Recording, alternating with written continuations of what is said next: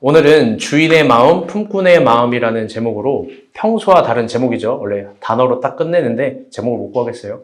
하나님 말씀 나누도록 하겠습니다. 우리 옆 사람과 인사하겠습니다. 늘 다른 마음입니다.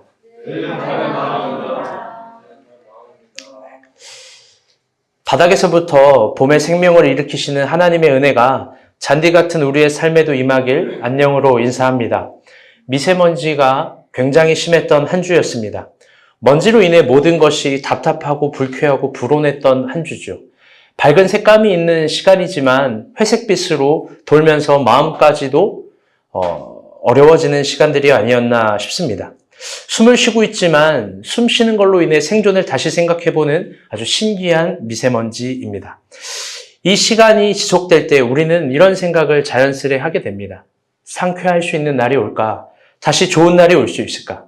이번 주에 미소가 저에게 어떤 질문을 했는데 답을 할 수가 없었습니다. 왜냐하면 참 심오한 질문입니다. 미소가 이런 얘기를 합니다.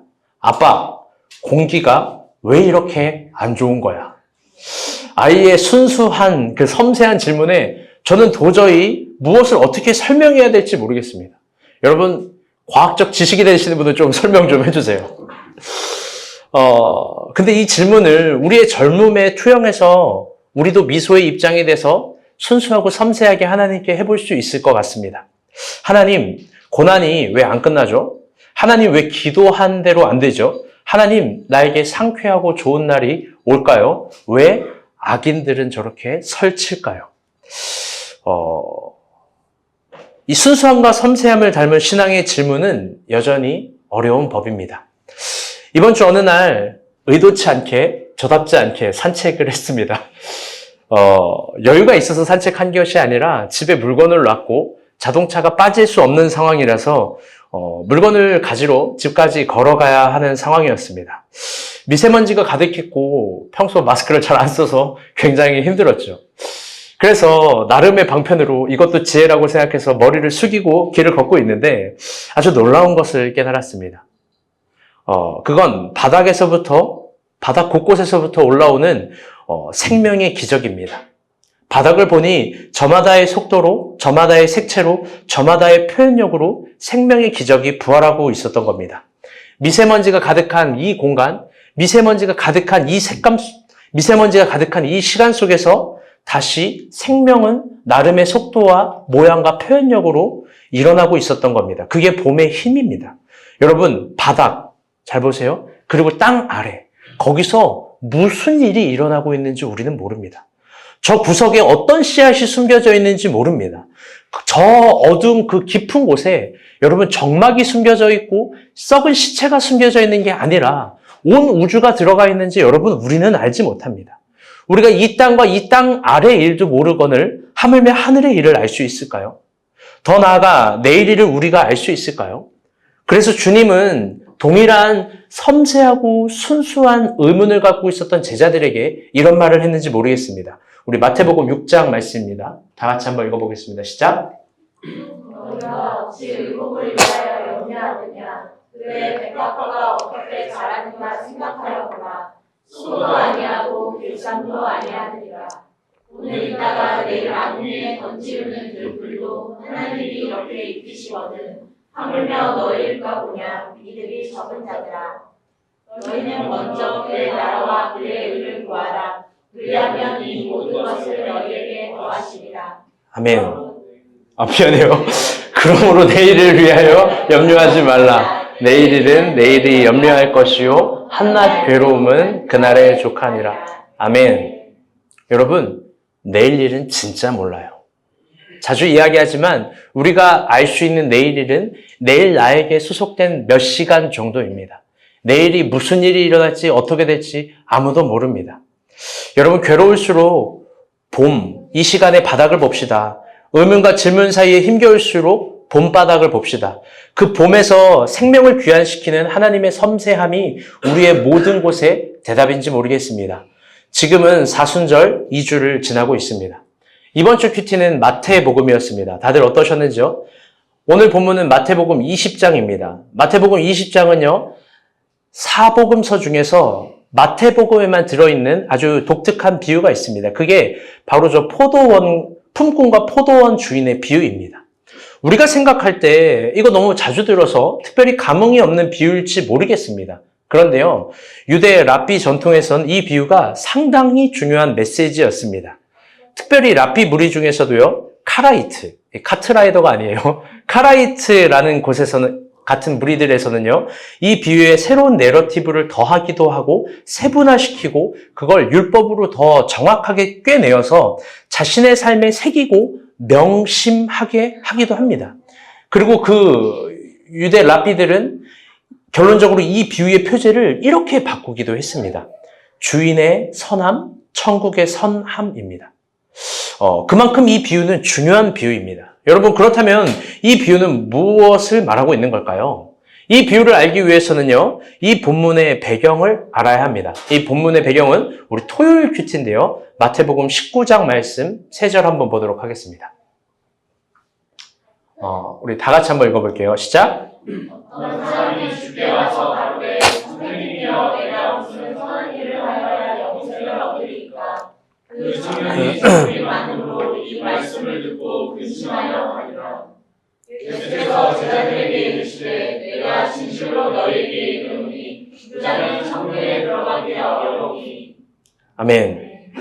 여러분 죄송해요. 박인의 자매는 오늘 설교가 되게 중요하니까 이 앞에 맨 앞자리로 와주세요. 네. 그래요. 여러분 참 무서운 이야기입니다. 모든 계명을 지킨 부자 청년에게 예수님이 이렇게 얘기하는 거예요. 너 천국에 들어갈 수 없다. 천국에 들어갈 수 없다는 거예요. 여러분 봐봐요. 우리 서로 봐봐요. 우리는 다 들어갈 수 있을 거예요. 부자가 없으니까요. 모든 계명을 지킨 그 부자 청년에게 천국에 들어갈 수 없다라고 단언합니다. 여러분 그러면 우리는 천국에 들어가기 위해서 다 가난해져야 할까요? 다 갖다 팔고 요즘 나는 신이다. 나는 가수다도 아니라 이 말도 안 되는 이야기, 현실 이야기입니다. 너무 슬프죠. 화나죠. 이단들 뭐예요? 다 갈취예요. 개인의 몸도 정서도 생각도 재산도 다 갖다 갈취하는 거예요. 다 갖다 바치라는 거예요. 여러분 그렇게 해야 진짜 천국에 들어가는 걸까? 여러분 복음을요 그렇게 이분법적으로 이해해서 안 됩니다. 성서는요 잘 들어보세요. 우리가 부자 되기를 권면합니다. 심지어 성서의 탁월한 메시지는 네가 부자 되기를 선택할 수도 있다라고 이야기를 합니다. 그런데 그 방법에 대해서도 구체적으로 이야기하지만 동일하게 그 부자들에게 요구하는 것도 있습니다. 그건 뭐냐면 부를 사용하는 기준이자 원리입니다. 어쩌면 이게 부를 축적하는 원리이자 기준과 방법이 될 수도 있겠죠. 굉장히 단순한 두 가지를 언제나 이야기합니다. 구약 전체를 보면 첫 번째는 11조 재물입니다. 그리고 두 번째는 이웃을 위한 나눔입니다. 하나님은 희한하게요, 제사를 드리는 모든 이들에게 재물을 가지고 오라고 이야기를 합니다. 그런데요, 동일한 원리가 적용되는 것이 아니라 그 10의 1조가 우리처럼 10분의 1일 수도 있겠지만 그게 아니라 가난한 사람은 가난한 자의 것으로 조금 가난한 자의 것으로 부자는 부자의 것으로 가지고 오라고 합니다. 중류층은 중류층의 것으로 그리고 또 아예 돈이 없는 사람은 노동을 할 수 없는 사람은 가루라도 가지고 오라고 합니다. 조그만 잔인한 이야기가 될 수 있지만 가난한 사람을 예외로 두지 않은 이유는 레위기 때도 예전에 구체적으로 이야기했지만 하나님과 상관이 있다라는 그 신앙의 행위가 드림으로부터 시작되는 거기 때문입니다. 그게 하나님과 상관이 있음을 표현하는 최소한의 정신입니다. 하나님은 인간의 드림을 받고 그 드림을 복으로 환원시키겠다는 겁니다. 그래서 무섭게도 과부의 두렛돈도 받으시고 사르밧 과부의 마지막 기름도 다 받으신 겁니다. 특별히 두 번째 부자에게 강조하는 율법이 있습니다. 그건요 히브리어로 샤비트 요벨이라는 건데요. 하나님은 부자에게만 강조하는 특별법이 있습니다. 당시 땅을 소유로 갖고 있는 부자들에게 샤비트를 강제합니다. 이게 번역하면 안식년인데요. 제가 생각할 때 좋은 번역은 아닙니다. 근데 이 안식년이 1년에 1개월 그리고 7년에 1년입니다. 7년에 1년, 1년에 1개월은 땅을 쉬게 하는 거예요. 안식하게 하면서 일꾼들, 종들, 짐승들, 사실 그들을 쉬게 하고자 하는 야훼의 의도입니다. 샤비트 속에서 자연스럽게 결실되는 많은 것들이 있습니다. 땅을 쉬게 해도. 그때 하나님은 일꾼들에게, 종들에게, 짐승 새끼들까지 모든 것들에게 그들에게 돌려주라고 이야기를 합니다. 부의 환원을 이야기해요. 근데 샤비트보다 더 충격적인 건요, 요벨이라는 강제법입니다. 요벨은 뭐냐면요, 국어로 번역하면 희년입니다. 여러분 들어보셨을 텐데요, 이것도. 역시 저는 좋은 번역이라고 생각하지 않습니다. 이 요벨은요, 샤베트가 7번 지나야 생기는 겁니다. 샤베트가 아까 7년에 한 번씩이라고 이야기를 했다면, 이게 7번이면 7, 7에 49. 그 다음 연도가 요벨인데 50년. 50년에 한 번씩 희년을 선포하면서, 잘 들어봐요. 우리 청년들, 결혼하신 분들. 빚진 자를 다 탕감해주고. 좋죠? 여러분 대출이 없어요? 여러분 다 대출 덩어리예요. 보세요. 내 인생, 여러분의 인생 다 대출이에요. 그래요. 보증 잡혀서 팔아냈던 땅과 짐승과 재산과 집과 모든 농토와 모든 것들을 다시 되돌려주는 겁니다. 충격적인 개념이죠. 하나님이 왜 이런 요벨, 희년을 선포하고 강제했냐, 부자들에게. 그게 전 세계의 균형을 맞추고자 하는 야훼의 의도고 부자와 가난한 사이에 있었던 하나님의 마음이기 때문에 그렇습니다. 그래서 구약은 땅은 개인의 것이 아니라 모든 땅은 하나님의 것이라는 정신을 신뢰합니다. 많이 가진 부자는 그 정신을 행해야 하는 최소한의 권리와 최대한의 의무가 생기는 거예요. 그게 부를 사용하는 방법이고 그게 부자가 되는 법이라는 거예요. 그걸 생각하고 추구하는 삶과 직장과 모든 정신들이 더 세분화되기는 여러 개가 있겠죠. 여러분 부자 되기를 희망하고 소원하고 저는 설교는 그렇게 정말 하지 않지만 여러분이 부자가 되기를 기복적으로 기도해요. 저의 기도는 노골적이고 상당히 충격적일 정도로 노골적입니다. 누구 하나는 죽어날 정도로 부자가 돼야 돼요. 그 죽어나는 게 그런 게 아니라 여러분 우리가 본 교회에서 기적적으로 충격적으로 부자가 안 되면 여러분 기적이 여기서 일어나야지 어디서 일어납니까? 그렇죠? 용식 형제 크게 아멘 하세요. 그렇죠? 성민 형제 크게 아멘 하세요. 나 웃는 거 처음 봤어. 비시카드 부자 되세요도 아닌데 웃으면서 아멘을. 상현 형제 아멘 하세요. 찬이 형제 크게 아멘 하세요. 그렇죠. 여러분 될 거예요. 김정현이 어디 있어요? 여러분 벌써 아멘 하지 마요. 기도 많이 하고 있고 우리 박 목사님도 다 여러분 기도하고 있습니다. 여러분 그런데요. 하나님의 기준과 방법도 존중해야 돼요. 11조와 이웃을 위한 나눔. 야훼는 그걸 요구하는 겁니다. 예수님은 당시 자신을 따르는 부자 청년에게 이걸 강조한 거예요. 우리 21절 말씀 봅시다. 시작. 예수께서 말하시되 내가 온전한 부자의 집에 가서 내 소유를 팔아 가난한 자들을 주라. 그리하면 하늘에서 보화가 내게 있으리라. 그리고 와서 나를 쫓으라 하시니. 아멘. 부자 청년은 예수님께 와서 계명을 지켰다고 합니다. 그 계명이 그러나 진정 계명이 요구했었던 잘 보세요. 부의 나눔과 가난한 자들의 돌봄과 약자들을 위한 헌신. 그걸 하지 않은 거예요. 예수님은요. 그걸 꼬집습니다. 그걸 꼬집고 아프게 하고 그거 너 하지 못하면 계명 지켜도 천국 못 들어간다라는 거예요. 그런데 그때 베드로가 등장합니다. 이게 너무 중요한 이야기라서 길게 설명하는 거예요. 베드로가 등장해서 이런 말을 합니다. 동일한 우리 토요일 큐티인데요. 19장 27절 말씀 한번 보도록 합시다. 시작. 이에 베드로가 대답하여 가로되 도서 우리가 모든 것을 버리고 주를 쫓았사오니 그런즉 우리가 무엇을 얻으리까? 참 베드로스럽죠? 참 베드로스러워요. 자기는요. 제자들과 함께 모든 것을 버리고 주를 따랐는데 저 부자 쟤는 못 버렸는데 자기는 배도 버리고 그물도 버리고 친구도 버리고 다 갖다 버리고 지금 주를 따랐으니까 천국에서 누구보다 큰 사람이 될 줄로 믿었던 거예요. 그래서 이렇게 얘기하는 거예요. 그런즉 우리가 모든 것을 버리고 주를 쫓았사오니. 네, 여기서 정현이가 생각나는데 그런즉 우리가 무엇을 얻겠습니까? 이 베드로의 자신감 보이지 않습니까? 난 진짜니까.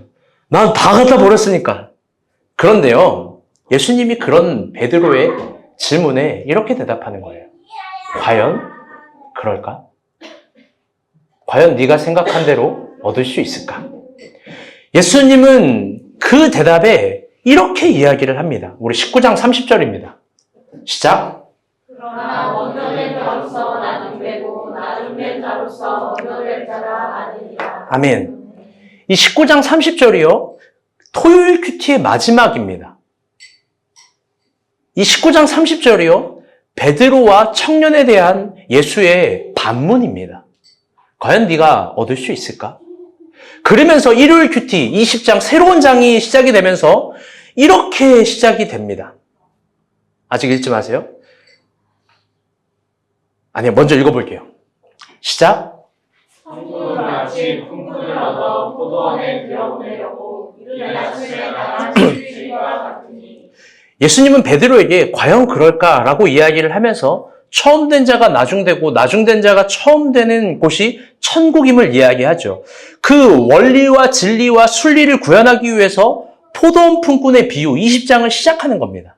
랍비의 표현대로 하면요. 주인의 선함, 천국의 선함을 이야기하는 겁니다. 그런데 빨간색 글씨가 참 재미있습니다. 우리 주영자매 빨간색 글씨 한번 읽어볼게요. 시작. 천국은 마치 이른 아침에 나간 집주인과 같으니. 아멘. 천국이라는 것을 특이하게 표현하는데 마태복음에서만 이렇게 표현해요. 천국은 마치 이른 아침에 나간 집주인과 같다라는 거예요. 그럼 처음부터 확실한 것은 이른 아침에 나간 집주인의 마음, 집주인의 사연, 이른 아침에 나갈 수밖에 없었던 집주인의 그 근원과 이유들이 천국의 비밀한 것이 숨겨져 있는 하나의 것이라는 거예요. 그 내용이 뭔지, 왜 나가셨는지 조금 천천히 살펴보겠지만 그 내용이 뭔지 2절부터 7절을 한번 보도록 합시다. 다 같이 한번 읽어볼게요. 시작. 화려한 배달이 빨간색 글씨만 읽어볼게요. 화려한 배달이 오신 품꾼들과 약속하여 제3시에 나가보니 놀고 서 있는 사람들이 또 있는지라. 내가 너희에게 상당하게 주리라. 제6시와 제9시에 또 나가 그와 같이 하고 제11시에 또 나가보니 서 있는 사람들이 또 있는지라. 너희는 어찌하여 종일토록 놀고 여기 서 있느냐. 이르되 우리를 품꾼으로 쓰는 이가 없음이니라. 너희도 포도원에 들어가라 하니라. 아멘. 여러분, 주인은요, 일단 하나의 큰 전제는 포도원을 가지고 있는 사람입니다. 근데 그가 갑자기 일꾼을 뽑습니다. 여러분, 왜 일꾼을 뽑을까요? 성서학자들이 추측하는 건 공통적인 건데요. 이 배경이 아마 포도 추수하는 때라는 거예요. 그런데 조금 생각해야 될 두 가지 이유가 있습니다. 첫 번째는요, 포도원의 추수는 아무나 할 수 있는 게 아니에요. 그 이스라엘의 주된 이 근간의 사업이고, 그걸 하려면 어느 정도 숙련된 기술이 필요한 겁니다. 왜? 포도를 잘못 추수했다가 이 포도가 나무가 상하고 그 자라지 못하는 거예요. 저희가 작년에 진안에 갔어요. 마지막 날, 그 진안에 가시면 여러분 되게 행복한데요. 시시때때로 계속 일을 해요. 마지막 날 짐 쌀 준비를 하고 있는데 목사님이 남자들도 다 부릅니다. 이거 하나만 더 하자고.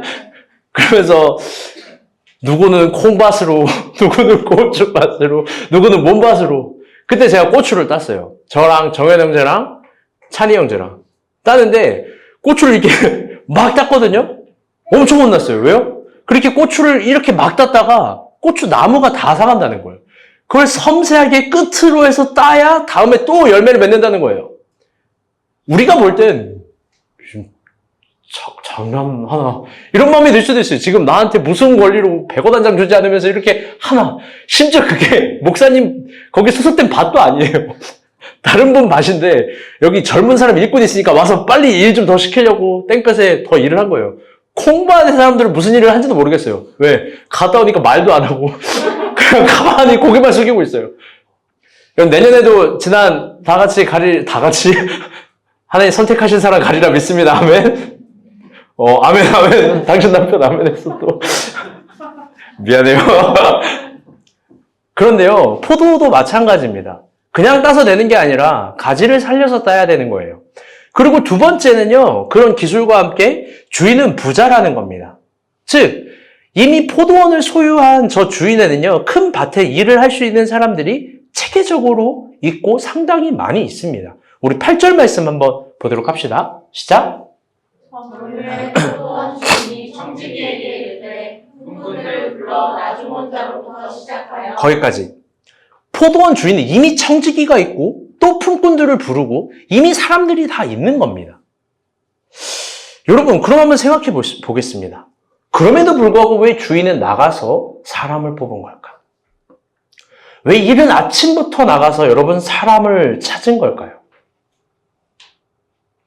그게 뭔지 모르겠지만 그것을 찾는 주인의 마음에 천국의 원리와 진리와 천국의 어떤 비밀한 것들이 있는 거예요.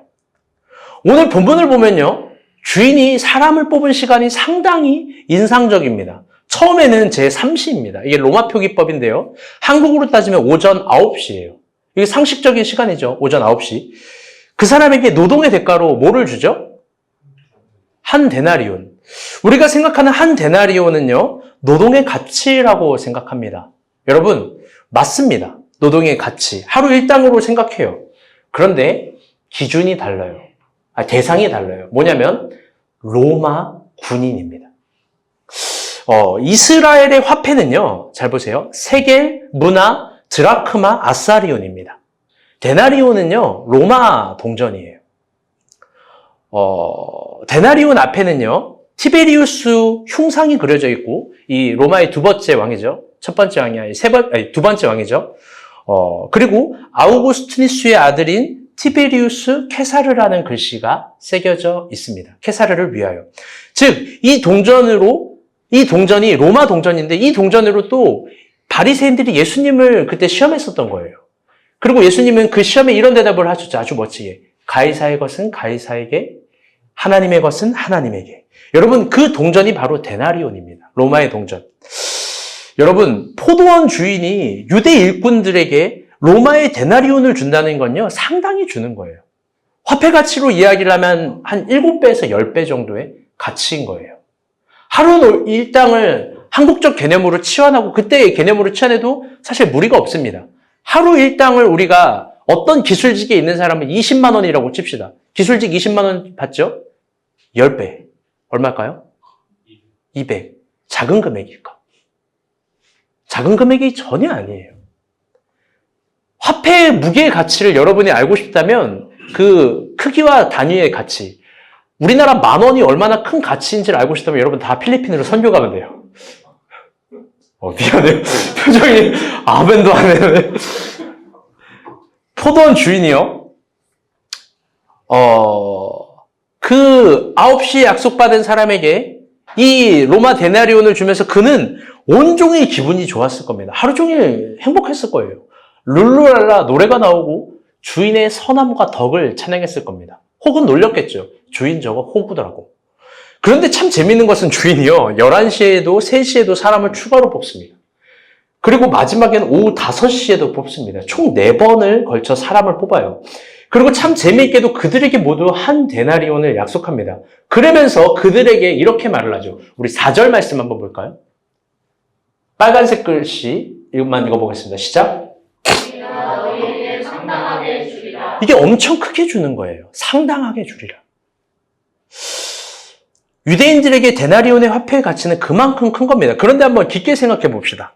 여러분 진지하게 한번 생각해 봐요. 여러분 이게 공평합니까? 여러분 이게 평등한가요? 조금 더 구체적으로 가봅시다. 여러분 이들의 퇴근 시간은 언제일까요? 퇴근 시간. 여러분 이 12절 빨간색 글씨만 이것도 읽어볼게요. 시작. 이 사람들은 1시간밖에 일하지 아니하였거늘. 거기까지. 여러분 충격적이에요. 퇴근이 6시인 거예요. 그러면요, 가장 마지막에 뽑힌 사람이 5시간인데 그 사람 1시간 일하고 아침 9시부터 6시까지 일한 사람이랑 똑같은 돈을 받은 거예요. 여러분, 기분이 어때요? 여러분, 평등해요? 여러분, 공평해요? 현대를 살아가는 우리들에게 퇴근 시간은 정말 예민한 주제어가 되어버렸어요. 여러분, 생각해 봅시다. 똑같은 월급을 받는데 출퇴근이 한 5시간씩, 그냥 아주 소급하게. 작게 5시간씩 차이 난대요. 여러분 견딜 수 있어요? 주희 자매가 아침 8시에 출근을 하는데 어떤 사람은 12시에 출근을 하는 거예요. 오자마자 점심시간이에요. 밥 먹고 트름하고 커피 한 잔 마시고 1시간 대충 앉아있다가 퇴근. 월급은 똑같아요. 어때요? 여러분 이 비유 아니에요? 이 비유 아니에요? 성민이 형제가 아침 9시부터 막 민원인 상대하고 막 돈 계산하고 막 짜증나 죽겠어 이랬는데 4시에 출근하고 4시 40분 딱 40분이라고 퇴근하는데 월급은 똑같아요. 여러분 그 세무장이 공평하고 평등한 세무장이에요? 여러분 아니죠. 여러분 우리는 그런 사람을 인정할 수도 없고 그렇게 고용한 사람을 이해할 수도 없는 거예요. 아마 회사의 기강이 다 무너져 내릴 겁니다. 여러분 그런 관점에서 보면 여러분 하나님은 심각한 결함이 있는 리더 아닙니까? 여러분 하나님은 원칙이 없는 리더 아닙니까? 하나님은 이 세상의 기준만도 못하고 우리만도 못한 바보 멍청이 같은 리더 아니에요? 당시의 관점에서도 그렇고 오늘날 관점에서도 상당히 그렇습니다. 그래서 아침 9시부터 일한 사람은 이렇게 따집니다. 10절에서 12절입니다. 우리 다 같이 한번 읽어볼게요. 이거는 다 읽어주세요. 시작. 먼저 자들이 와서 더 받을 줄 알았더니 그들도 한 데나리온씩 받은지라. 받은 그 집주인을 원망하여 이르되 나로 이 사람들은 1시간밖에 일하지 아니하였거늘 그들을 종일 수고하며 너희를 견딜 우리와 같게 하였나이다. 아멘. 여기서 틀린 말이 어디 있어요? 아침 9시에서 일한 사람 상당히 논리적이고 합리적이잖아요. 상식적이잖아요. 여러분 10절 빨간색 글씨 너무 중요한 글씨예요. 이거요. 이거 박인혜 자매 읽어주세요. 먼저 온 자들이 와서 더 받을 줄 알았더니 여러분 그들은요 더 받을 줄 알았어요. 남들보다 주인에게 더 받을 줄 알았어요. 그게 그들의 밑장이에요. 사실 오늘 설교 제목을 밑장으로 하려고 그랬어요. 첫 인사를 밑장 빼다 손모가지 날아가면 이렇게 하려고 그랬는데 여러분 이게 그들의 밑장이에요. 감추었던 밑장. 여러분 이게 베드로의 밑장 아니에요? 내가 부자 청년 그거 다 못 버렸는데 난 다 갖다 버리고 떠났으니까 내가 그 사람들보다 더 많이 받아야 된다라는 게 여러분 천국을 이해했던 베드로의 밑장이에요. 여러분 12제자가 늘 예수님께 갖고 있었던 마음의 의문과 고민 그리고 희망과 기대 이 12제자의 밑장이에요. 여러분 더 나아가서 신앙이 있는 우리의 밑장이에요. 믿음으로 남들보다 더 많이 받는 것. 왜? 우린 9시에 나가서 일한 사람들이니까. 우린 개척교회를 내가 섬겨주는 사람이니까. 우리는 고난도 견디고 어려움도 견디고 엘리베이터도 없는 공간 다 걸어서 오고 이 막 뭐도 없는 공간 막 예배를 드리고 막 섬기니까. 우리의 밑장이 그런 거 아니에요? 여러분 근데 한 가지 중요한 이야기를 해볼게요. 하나님도 알아요. 그 사람이 아침 9시에 일했는지 한 데나리온을 받는지 오후 5시에 일하고 똑같이 한 데나리온을 받는지 주인도 안다고요. 여러분 그런데 충격적이게도 주인은 그 예민한 문제에 마음이 없어요. 우리의 너무나 중요하고 예민한 그 문제에 주인은 마음이 머물지 않아요. 여러분 주인의 마음은 어디에 있을까요? 다시 따라볼게요. 밖에. 주인의 마음은요 밖에 있는 거예요. 오전 9시에도 11시에도 3시에도 5시에도 다 밖에 있는 거예요. 여러분 왜 밖에 있을까요? 주인의 마음이. 주인이 뭐가 부족해서 이른 아침부터 나갈까요? 왜?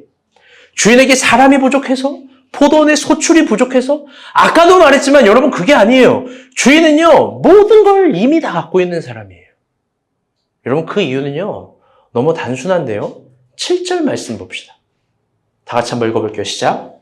이르되 우리를 품꾼으로 쓰는 이가 없음이니이다. 아멘. 여러분 설교 초두에도 이야기했지만 이게 그 이유인데요. 주인이 밖에 계속 나가 있는 이유. 오늘 포도원 비유는 하나님 나라에 관한 비유예요. 하나님 나라는요. 동일하게 모자람이 있는 곳이 아니에요. 여러분 그곳에요. 사람이 모자라지 않고 돈이 모자라지 않아요. 먹을 것과 입을 것이 모자라지도 않고 의미도 없을 거예요. 행복도 모자라지가 않아요. 그런데 그곳에 모자른 게 있어요. 그곳엔요, 잘 들어봐요. 이게 중요한 의미인데. 다시 따라볼게요. 포도원을 만들어갈 사람.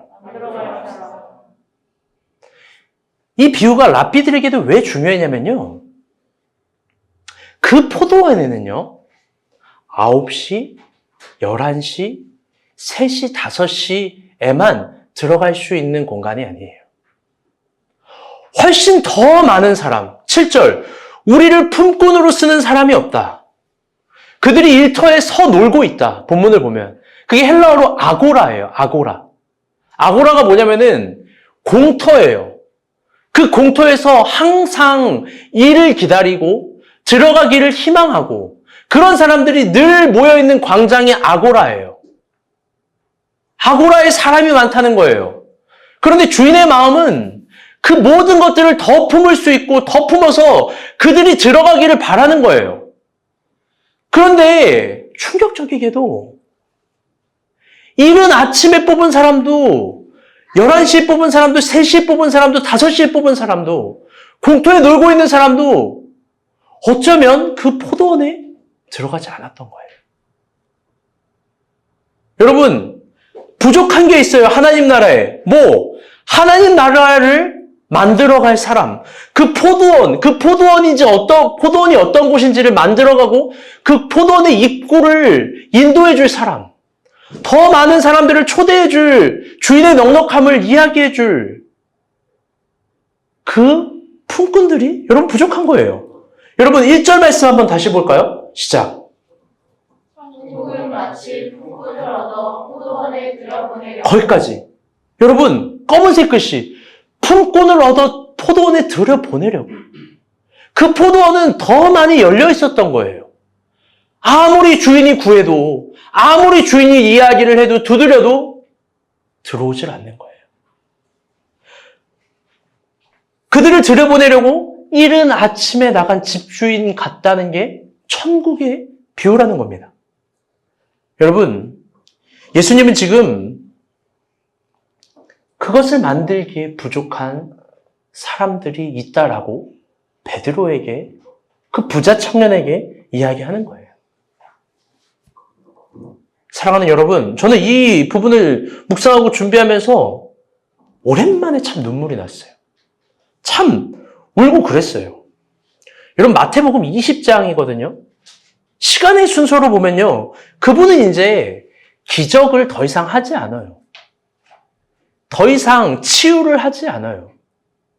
물론 그 후에 장에는 표현이 되어 있지만 예수 그리스도의 공생의 내러티브를 시간의 순서로 보면 그분은 더 이상 마지막 천국 비유를 하고 더 이상 어떤 기적과 사람들이 좋아할 만한 치유와 먹을 것과 이런 것들을 하지 않아요.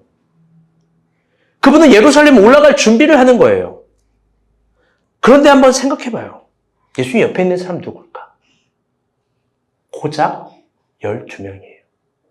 수많은 이들의 배고픔을 채워줬는데 절망 가운데 있는 사람들을 희망으로 또 소망으로 만들어줬는데 12명이에요. 물론 예수님이 12명 고집했어요. 그 예수님의 고집을 꺾을 수가 없어요. 여러분, 그러나 하나님 나라를 만들기에 12명은요 사실 부족하고 열악한 거예요. 심지어 십자가를 지는 그 순간에 예수님은 혼자였어요. 지금은 사순절 2주째를 넘어가고 있어요. 여러분, 그 2주째 우리가 진지하게 4월에 묵상해야 될 마음은 여러분 그분의 마음 아니에요? 사람을 찾고 있는 그분의 마음. 이른 아침부터 포도원 일꾼을 찾고 있는 그분의 마음. 여러분, 우리가 본 교회도 마찬가지예요. 여러분, 우리 교회는요, 부족함이 있을까요? 없을까요? 단 하나도 부족함이 없어요. 부족함이 없다고요. 여러분, 여러분이 감히 교회를 긍휼히 여기지 마세요. 교회를 사랑하는 마음 좋지만 하나님이 우리를 긍휼히 여길 거예요. 부족함이 없습니다. 심지어 우리는 함께 무언가를 할 수 있는 젊은이들이 상당히 많아요. 다양한 재능을 가진 사람들이 많이 있습니다. 요즘은 신기할 정도로 다양한 직업군을 가진 사람들이 나와요. 저는 처음 들어보는 직업군이었어요. 주영자매가 연애를 상담한대요. 아니, 어떤 직업이길래 연애를 감히 당신이 상담을 해요? 연애하시는 분들 한번 만나봐요. 한 돈 10,000원 주면 1시간 좀 상담해 줄 줄 모르겠는데, 여러분, 현미자매도 좀 특이해요. 현미자매 이야기를 듣는데요, 직업이 한 수십 가지가 되는 것 같아요. 다 잘하고 다재다능합니다. 여러분, 제가 지난주에 상당히 충격적이었는데요. 지난주에 여기에 상현형제가 일찍 왔어요. 근데 저는 그 비밀을 알았어요. 어제 은비 신방하고 알았어. 말을 할 수는 없지만 은비가 항상 일요일만 되면 일찍 나가는 오빠의 모습을 축복한대요. 나는 예배를 사모하는 줄 알았잖아.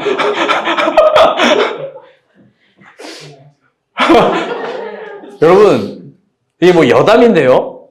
이런 이야기를 하대요. 우리 상현이가 아주 많이 변했다는 거예요.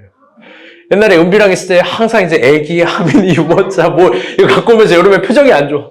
운전 때문에 힘들어, 뭐 때문에 힘들어 막 그렇게 힘들다가 요즘에 교회 오는 길이 밝아지고 좋아지고 교회가 이제 너무 좋은 거예요. 비유하기를 박지원의 은혜가 임했다. 미안해요. 여러분, 그런데요, 왜 놀랐냐면 상현 형제가 앞에 와서 임태형 간사랑 교회 음악을 논하고 있는 거예요. 악기를 논하고 교회 음악을 논해요. 그래서 이제 물어봤어요. 너 악기 쳐? 그러니까 저 베이스 쳐요. 이러는 거예요. 나 이렇게 대답해서 나도 베이스. 나도 베이스. 미안해요. 여러분, 상현 형제도 베이스를 칠 수 있대요. 여러분, 악기를 할 수 있는 사람 더 많을 거예요. 지난번에 현미자매도 나가면서 그러대요. 나도 피아노 칠 줄 아는데. 여러분, 그래요. 우리 여러 가지를 할 수 있는 사람이 참 많이 있어요. 감사하게도 자신의 재능으로 교회를 섬기고 싶어 합니다. 그래서 어떤 목사님들은, 근데 우리는 그걸 하지 않는데 오해를 하기도 해요. 이렇게 다양한 달란트와 직업과 재능이 많은데 우리 교회는 초라해 보인다고. 아무것도 할 줄 아는 게 없어 보인다고. 언제까지 기타 하나로 그렇게 예배를 드릴 거냐고. 여러분, 근데요, 제 말 잘 새겨 들으세요. 그게 교회가 아니에요. 저는요, 교회를 개척하고 나서 더 이상 속지 않아요. 더 이상 대의 명분, 거기에 정확한 답이 있다라고도 생각하지 않아요. 여러분, 그 모든 재능과 달란트와 능력, 그거 다 아는데요. 그게 하나님 나라 만들어가는 게 아니에요. 어떤 분들은 이런 얘기를 해요. 교인을 정착시키기 위해서 1인 1사역, 1인 1잡을 해야 된대요. 표면상 얼마나 맞는 말이에요. 여러분, 이면상 과연 그게 맞는 말일지 생각해 봐야 돼요. 여러분, 하나님 나라는요, 그런 돈과 재능과 달란트와 능력, 여러분, 그걸로 만들어가는 게 전혀 아니에요. 교회에 그런 게 부족한 게 아니에요. 그런데 우리 교회도 부족해요. 사람이 부족해요. 어떤 게 부족하냐? 진정 교회를 사랑하고 자신의 헌신을 녹여가고 주인의 마음으로 포도원을, 그 입구를 열어가는 사람.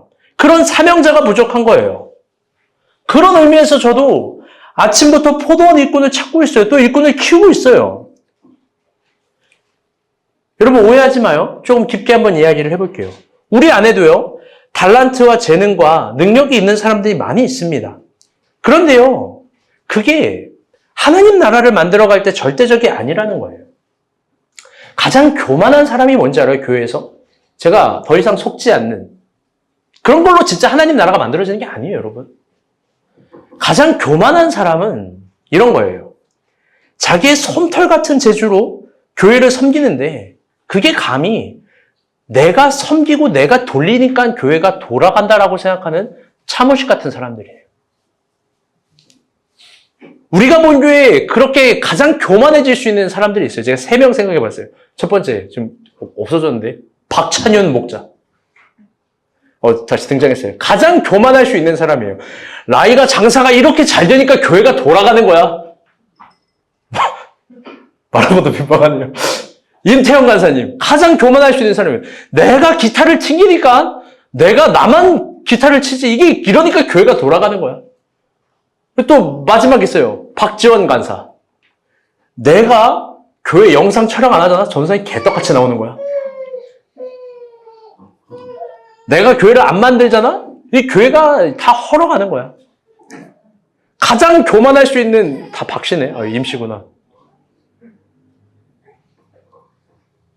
농담이지만 그게 실제로 우리의 사실이 된다고 할지라도 여러분 하나님 앞에서 그건 통하지 않는 겁니다.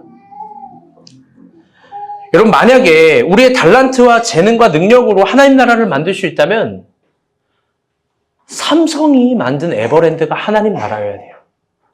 만약 여러분 우리의 달란트와 기발한 능력과 재능과 이런 것들로 하나님 나라를 만들 수 있다면 여러분 그 롯데 기업에서 만든 롯데월드가 하나님 나라여야 돼요.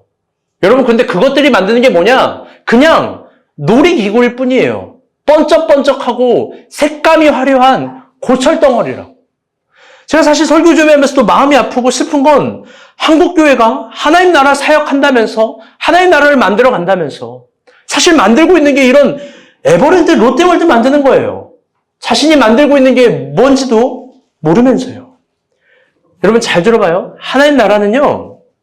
다시 따라볼게요. 헌신, 질서. 헌신을 넘는 질서도 없고 질서를 넘는 헌신도 없는 거예요. 중요하고 다른 개념이에요. 헌신과 질서는.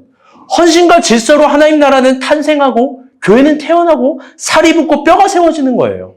우리의 그 모든 달란트와 재능과 능력은 그 헌신과 질서, 헌신 안에서만 쓰임받아야 돼요. 여러분 잘 생각해봐요. 고은비 자매가 아직 교회 포스터 한 장을 못 만들었어요. 여러분 위충한 형제가 교회 30초짜리 영상도 못 만들어요. 여러분 김찬희 형제가 교회 건물 정보 하나도 알아보지 않는 교회예요. 그래서 땅을 물어보면 김찬희한테 물어보면 돼요.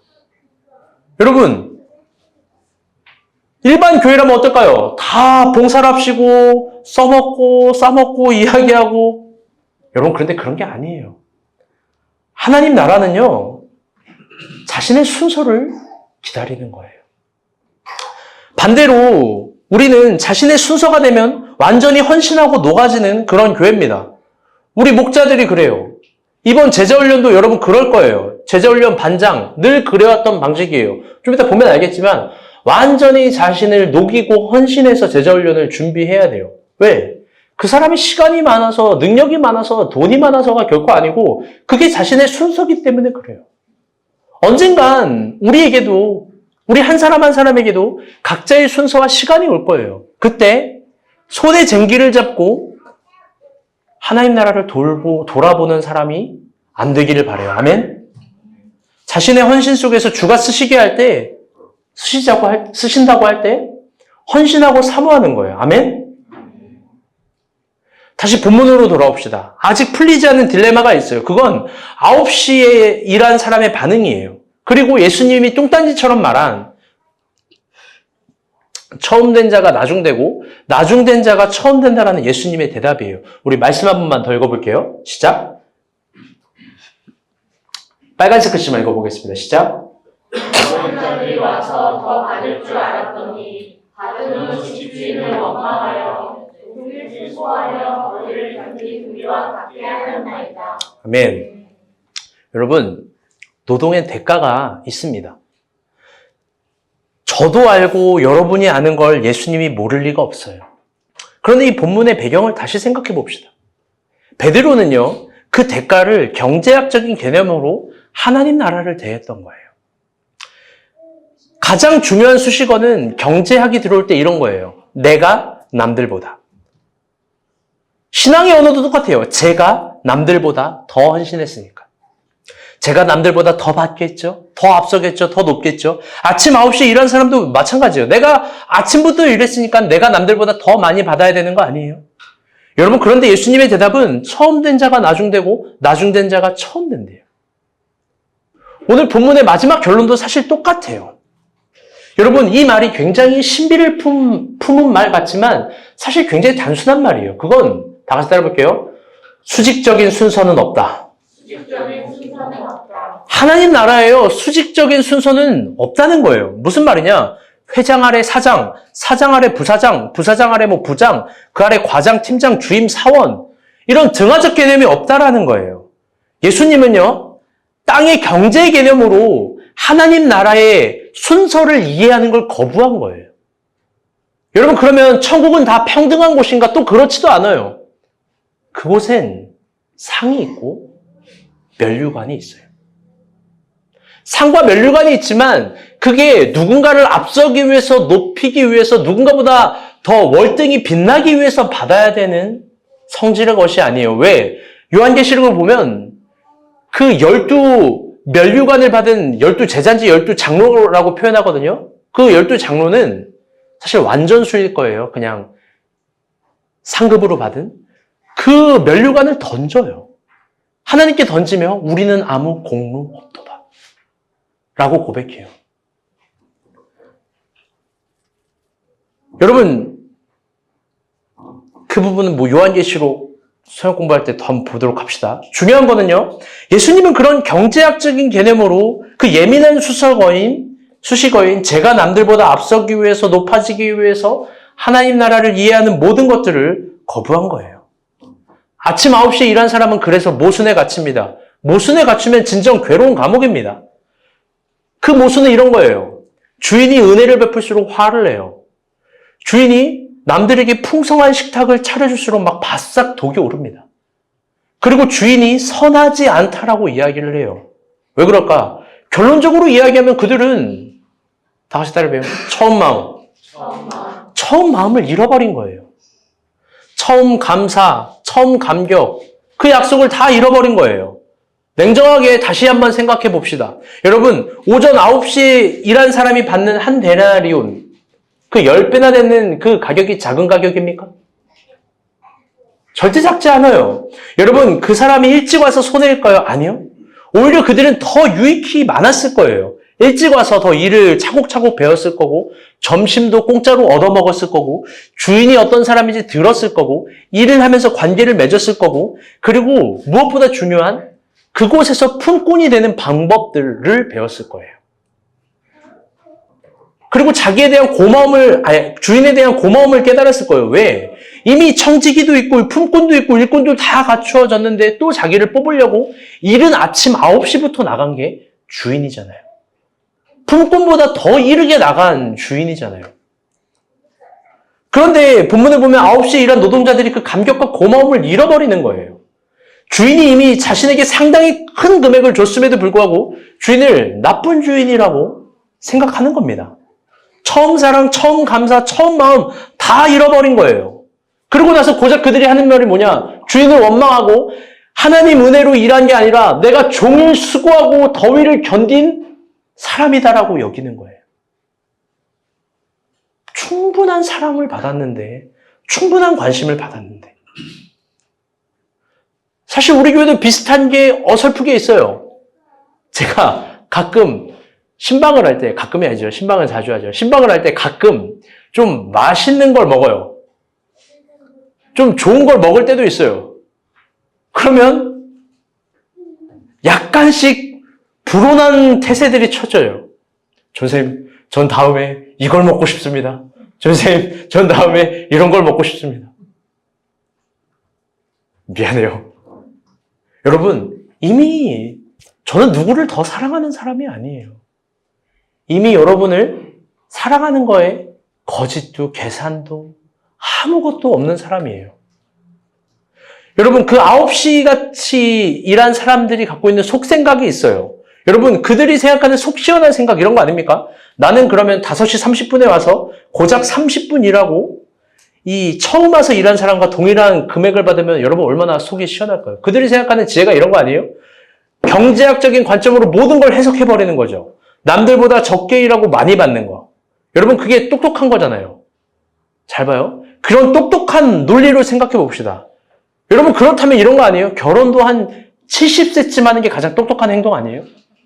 평생 남자, 여자, 연애 막 한 30명씩 하고 40명씩 하고 서로 재산을 합칠 필요도 없고 여러분, 그러다가 한 70살쯤에 결혼하는 거. 여러분, 이게 남는, 여러분, 왜 고개를 이렇게 펴서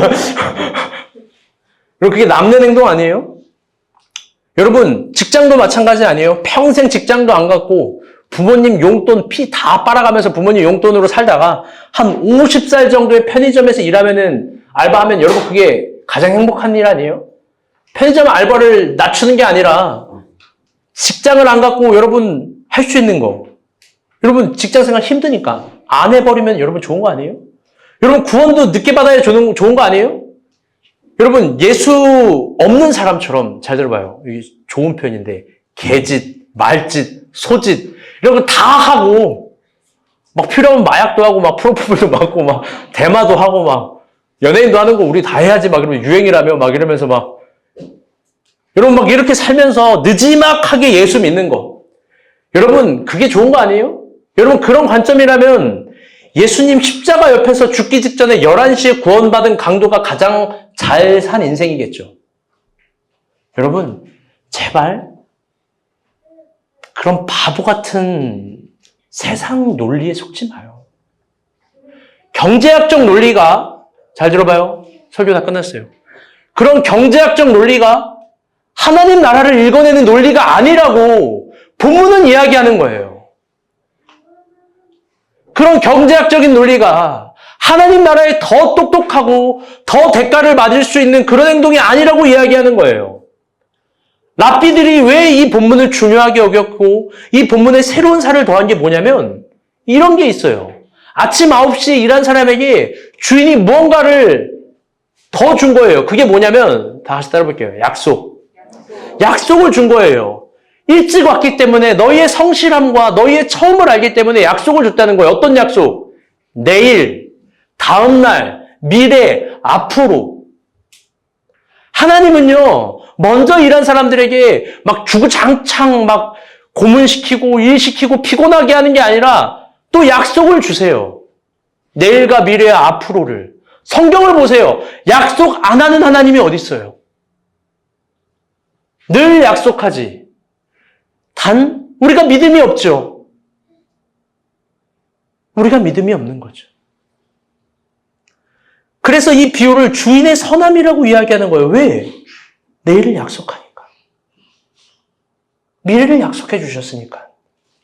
사랑하는 여러분, 하나님 나라는 경제학적인 개념으로 읽을 필요도 없고 읽을 수도 없는 거예요. 여러분, 우리 교회라는 개념도 동일하고 우리 그리스도인의 사랑도 동일한 거예요. 주인의 마음을 읽고 그런 관점으로 서로를, 교회를, 하나님 나라를 이해하고 새겼으면 좋겠습니다. 아멘? 말씀의 결론을 맺겠습니다. 여러분,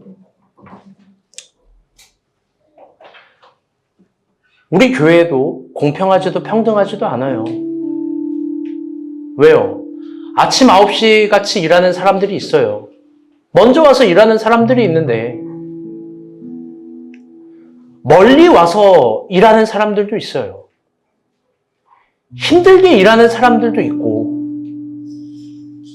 자신의 것들을 포기해가면서 오는 사람들도 있어요. 분명 그런 사람들이 있어요. 여러분, 그런데요, 하나님은요, 이미 여러분들에게 상당히 주시는 하나님이에요. 아멘? 그 상당히 주시는 하나님은 더 먼저 일한 사람들에게 바보, 멍청이, 고생한다가 아니라 내일을 줄 거예요. 약속을 할 거예요. 그래서 먼저 헌신하고 노력하는 카페라이 박찬현 사장님, 하나님 약속하실 거예요. 왜 박수진이 웃죠? 인태영 간사님, 약속하실 거예요. 가장 교만하게 계신 우리 박지원 간사님, 겸손해요. 오해하지 마요. 하나님 약속하실 거라고. 저한테도 약속해서 미소를 줬잖아요. 여러분, 미소는요, 여러분 재산 다 합쳐도 안 바꿔요. 물론 미소는 제가 뽀뽀하면 입술을 닦고 저를 거부해요, 요즘에. 아빠 오지 마! 아빠 싫어! 라고 해도 여러분이 갖고 있는 모든 10원짜리 한 장 다 합쳐도 나 그거 못 바꿔요. 내 딸이랑. 그래서 저는 결론을 이렇게 말하고 싶어요. 여러분, 하나님 앞에 아까워하지 마세요. 아끼지 마세요. 손해보는 거 없어요. 그분이 갚아주실 거고 더 주실 거예요. 주인의 넉넉하고 선한 마음, 이른 아침에 나가서 더 그 입구를 크게 만들고 싶어하는, 더 많은 사람들을 초대하고 싶어하는 그분의 마음을 읽었으면 좋겠습니다. 아멘. 여전히 하나님 나라는 그런 헌신과 노력과 사랑으로 만들어지는 겁니다. 우리 찬양하고 기도하며 나아갑니다.